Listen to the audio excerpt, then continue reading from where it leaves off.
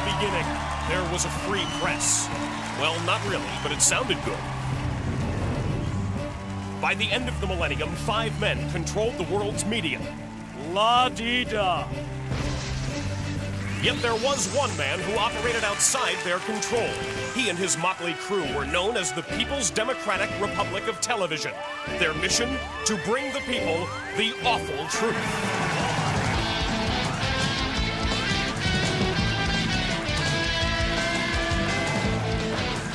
Tonight, from somewhere inside the PDR TV, please welcome Michael Moore.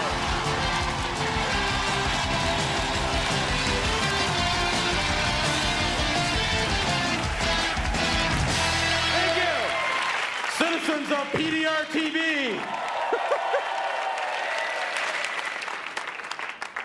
I'm also a citizen of the United States.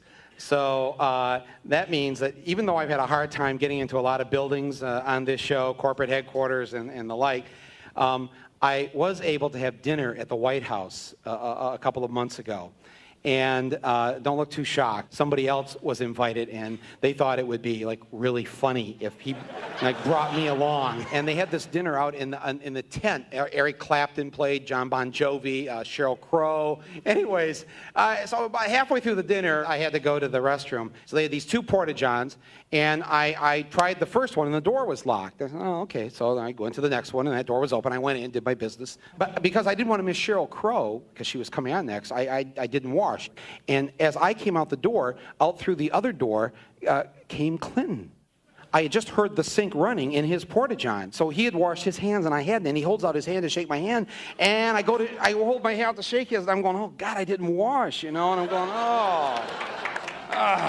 But then I got to thinking, that morning he had just ordered the bombing raid on Iraq. And I thought, oh, there's blood on his hands, you know. You know?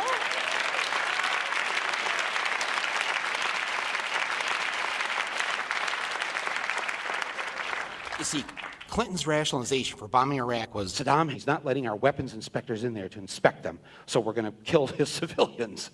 It just made no sense to me at all. And because I got to thinking, geez, there's so many countries in this planet that have weapons of mass destruction. In fact, you know, there's one country that's actually used them. And I think, what was that? Was it Canada or Belgium or, oh, there it is, the US of A. In our Pacific Northwest, there are more weapons of mass destruction than France and England combined. I guess UN weapons inspectors were too busy worrying about Iraq to pay attention to the United States.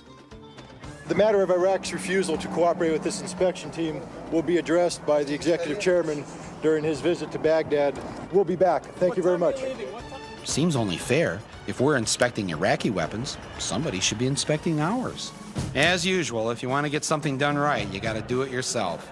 It was time to pull together my own weapons inspection team and check out what we have in our own backyard. Hi. Are you Muslim? I found an Iraqi guy who was up for a 3,000-mile drive. He said he had some friends out west who could help. All right. You want to do some weapons inspection?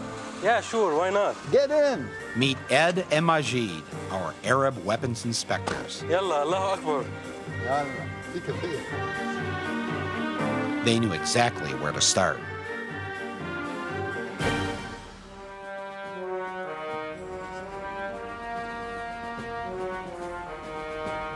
Hi, how are you? What are you here for, sir? What are you doing? Pardon me, I'm Paul Taylor, the base Public Affairs Office. Okay.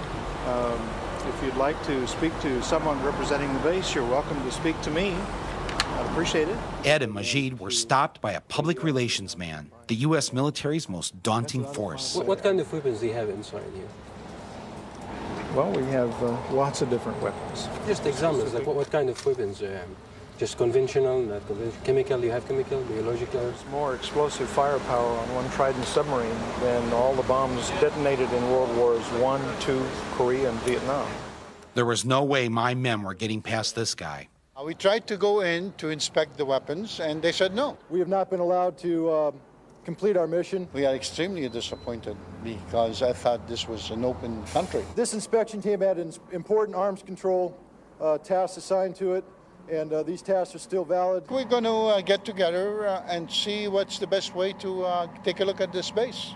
It was time to take a little advice from the President of the United States. Without inspectors on the ground, it is more important than ever to monitor events from the air.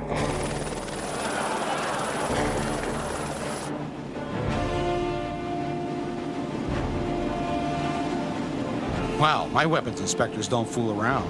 Within hours, they flew right over one of the biggest nuclear submarine bases in the world. Yeah, as you can see there are two submarines standing there on the side. They look very peaceful. Yeah, but they could destroy half of the world with these nuclear weapons. I was stunned to see how easy it was to fly over one of our nuclear bases, but we were just scratching the surface. Time for a strategic planning session. It took a visit to this local Arab hangout to discover they were within miles of one of the largest chemical weapons stockpiles in the world. Umatilla Depot, located on the border of Washington State and Oregon. It was established in 1941 by the U.S. Army, and it now stores over 3,000 tons of chemical and biological weapons. When the facility first opened, Army scientists unveiled an incredibly high-tech system of chemical leak detection. If the rabbits die, you get out. Umatilla had our guys' names written all over it.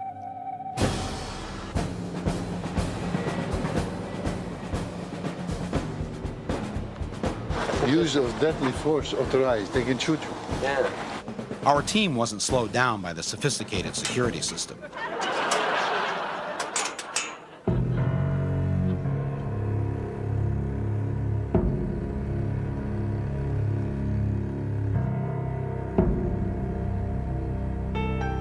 These are 8-inch GB projectiles. They've been in storage basically here since 1965. Today, they've replaced the rabbits. There's about 18 pounds of GB liquid agent or sarin agent inside of this projectile. We've had, I believe it's 114 leakers since 1984. We've had liquid agent still on the floor. I've been in liquid agent situations where liquid agent was a big puddle was right in front of you. Are you afraid to work here? Go to work like we go to work? Yeah. How many people will the scale of? The Army's really never done tests to see how many people they could kill. But We accumulated all these things for defensive purposes. they manufactured this stuff to keep other countries from using theirs.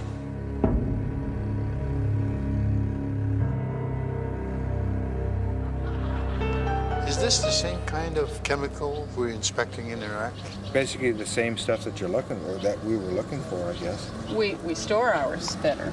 You know, we have probably enough here to wipe out the whole Middle East in terms of chemicals. I suppose if applied if properly. applied properly. Unfortunately, we were only able to conduct inspections on one of the planned days. They showed us only 2 buildings that they chose. We didn't choose where to go. We have come to the end of our inspection time in country. There comes a time in every weapons inspection when you report your findings back to your superiors. When Chief Inspector Ed came back and told me what he had seen, I knew where we had to go. Mr. Ritter, we've been inspecting now for a good while. How long you say you've been our chief inspector? I've been associated with the Special Commission since September of 1991. What, if anything, in the way of evidence have you found? Through the inspection process, we were trying to demonstrate the reality of weapons, that these weapons do exist, they pose an immediate and real threat. We couldn't agree more, so we set out to give Congress our report. Congressman Spence, we have a report for you, weapons inspector's report for you. These are weapons of mass destruction that our weapons inspecting team found. What our weapons inspection team found out in Oregon here. All these chemical weapons. And they're really old. We have weapons of mass destruction here in the United States. You know this? Mutual assured destruction will work for decades, and I gotta go. Will you at least take our weapons inspector's report? You won't take our report, though. I don't need it. I really appreciate your work on this committee, and Ed led a team of inspectors on his own and found various weapons of mass destruction. I'd welcome the opportunity to review them. I apologize at this moment. I have to get back. These are in the state of Washington. Listen, I can't be on... We have our weapons inspector here. I can't do anything on the record. Well, you're the press secretary, though. This reminded me of something I had heard earlier in the day. We presented these reports to the Security Council, and nobody cared. Nobody cared. Mr. Ritter? Maybe this was the one man who might understand our plight. We have accumulated a report on weapons in the U.S. These are weapons of mass destruction, and this is in Oregon, chemical weapons. Are you aware of these? Has your inspection team seen any of these? We don't have the authority to conduct inspections in the United States. Here you go. Hello? What did he just say? We don't have the authority to conduct inspections in the United States. Here you go. Wow, that's unbelievable. You could take his report and look at it. As a good citizen, I knew the reports had been delivered. And even though we hadn't exactly been given a hero's welcome, we had learned one valuable lesson. It's okay to inspect weapons of mass destruction, as long as they're somebody else's.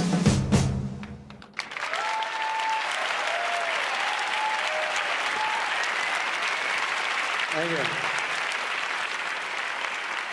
Thank you. And now it's time for tonight's Awful Truth.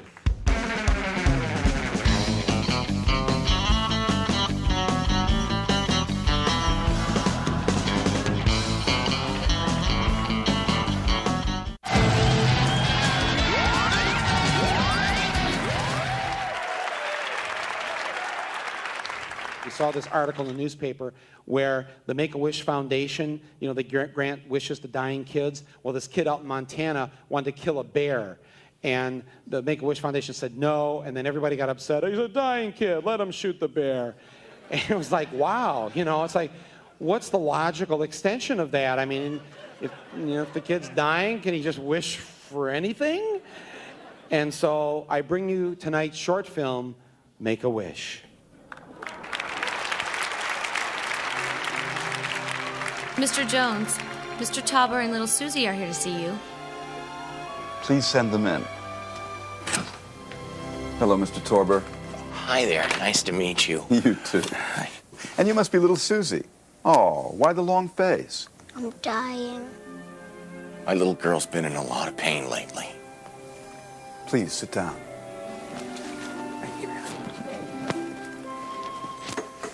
Well, little Susie, we're going to turn that frown upside down. How? You're going to make a wish, and we're going to make that wish come true. You will? That's right. That's what we do here. Did you hear that, little Susie? Anything you want. Wow. Now, think real hard and tell me what you want more than anything in the world. Well, I want to dress up in one of those white robes and burn a cross in someone's lawn. What? And I want to wear one of those funny hats. Oh, you like the funny costumes. No, I hate Jews and darkies. I don't know where she gets it. All right, listen, Susie, I'm sorry, but you're going to have to make another wish. Why? Because we can't make that wish come true. Why not? Because I don't think the Ku Klux Klan is one of our sponsors. Cross-burning is out of the question. That's not what we do here. Not what you do? Oh, I get it. If something's different from your Make a Politically Correct Wish Foundation, then somehow it's not valid, right? I mean, if your dream is to spend the afternoon with Barney, or dress up like a cowgirl and go to Dollywood, that's fine, right?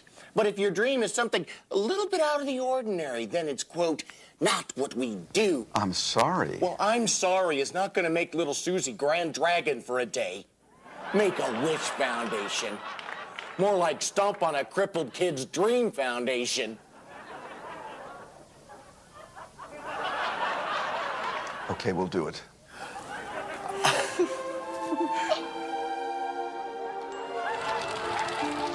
I never saw my Susie happier than that day. My little girl was drunk with hate. You can say whatever you want, but hate made my little girl well again. Thank you, hate. The interracial couple moved away after that. But in a weird way, I think they understood.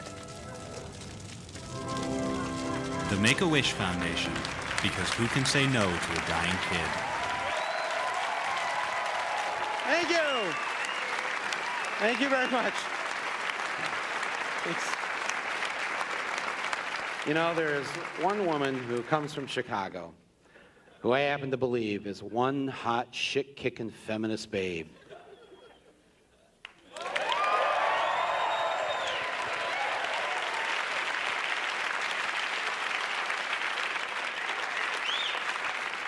Very early on, I had this position that, you know, I thought Hillary was like really cool and on so many levels, and also really hot.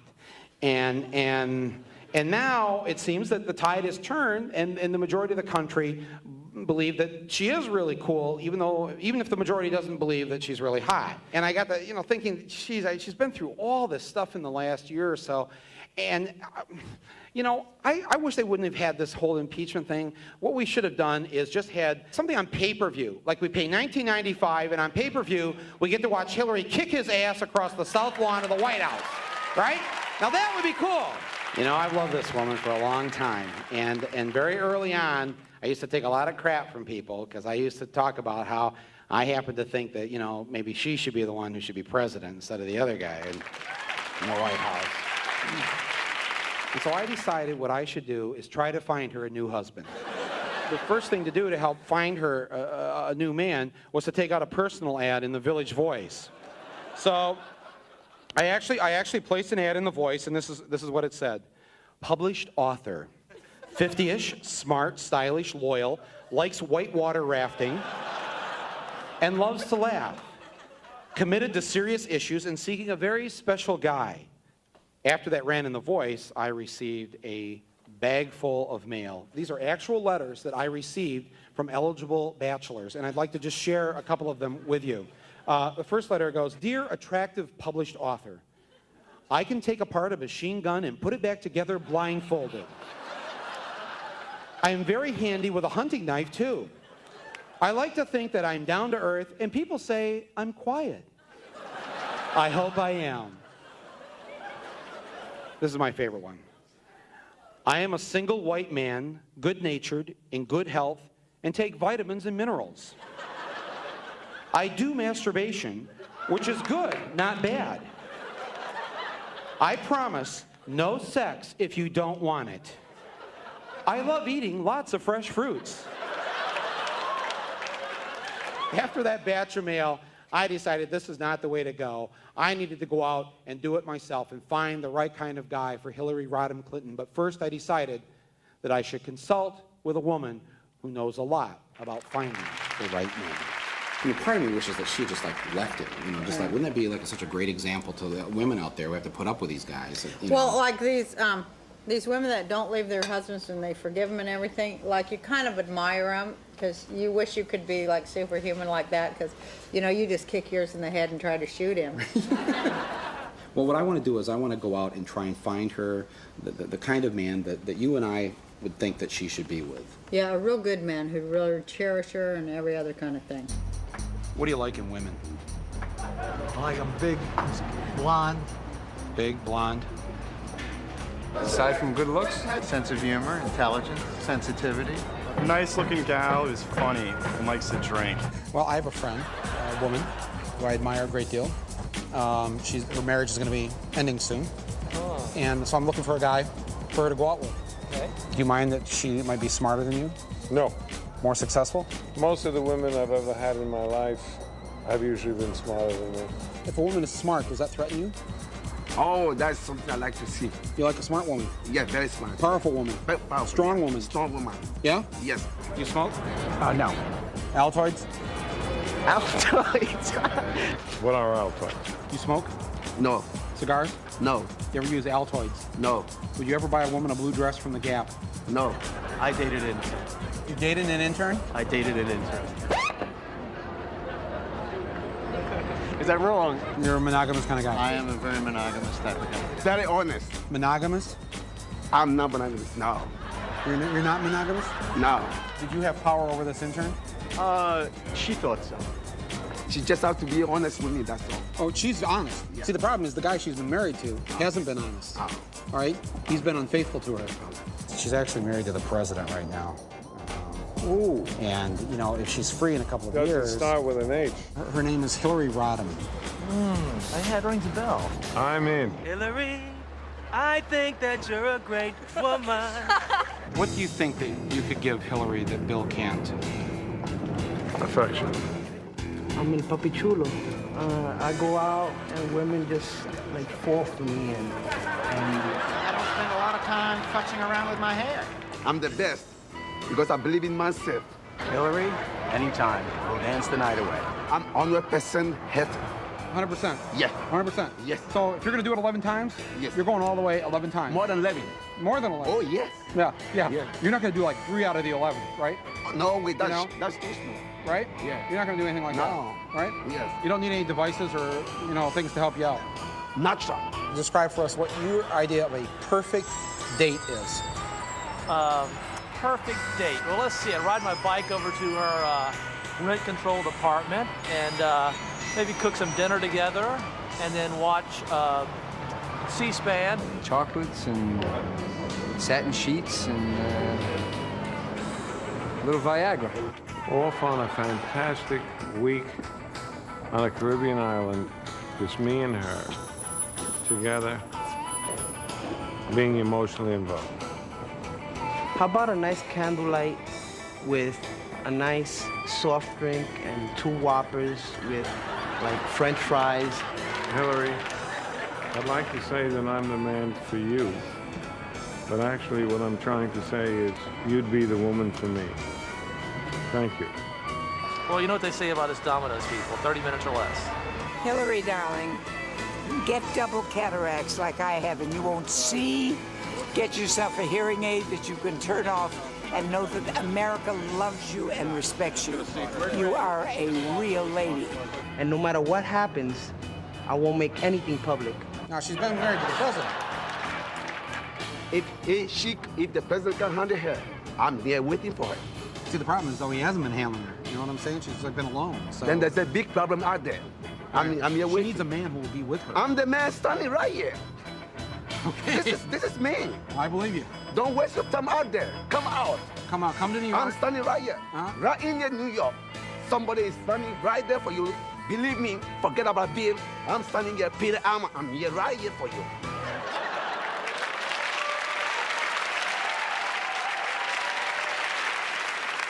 Now, here's where I need your help.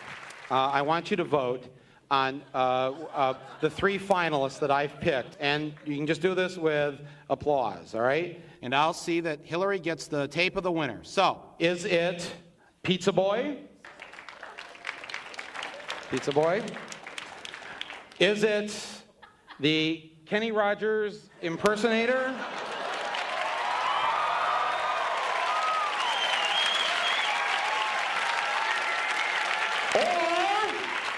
Is it the natural man, Peter?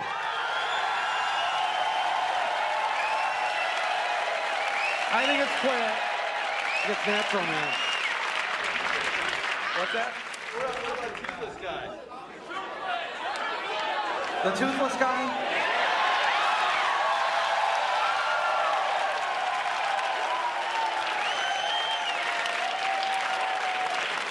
You would do that to Hillary? You'd send her a toothless guy, Chicago? All right, they've asked for a recount. They've asked for a recount. Okay, it's the toothless guy.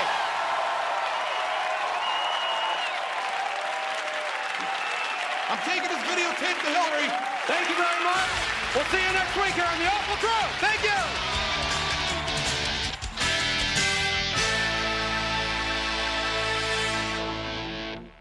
okay, I'm going into the White House.